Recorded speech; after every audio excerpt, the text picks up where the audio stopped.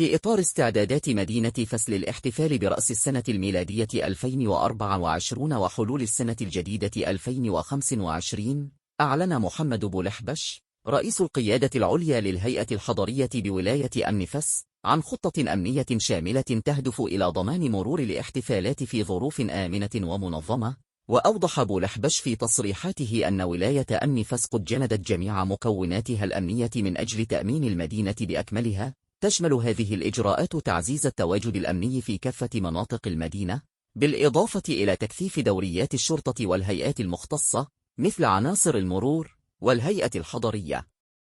والدرجين، وكذا الفرق المختصة في التدخلات السريعة للتعامل مع أي طارئ خلال الاحتفالات. وأضاف أن الاستعدادات تشمل تأمين أماكن الاحتفالات الكبرى، خاصة في الأماكن السياحية مثل الرياضات التقليدية والمطاعم في المدينة القديمة، كما سيتم تأمين الفنادق المصنفة وغير المصنفة في المدينة، فضلا عن النقاط الرئيسية التي تشهد إقبالا كبيرا من المواطنين مثل محلات بيع الحلويات والمتاجر الكبرى مثل مرجان وأسيمة. وتشمل التدابير الأمنية أيضا التواجد المكثف للسدود الإدارية والقضائية لضمان سير الاحتفالات بسلاسة، وتم تجهيز فرق للتدخل السريع في حوادث السير، بالإضافة إلى توفير استجابة فورية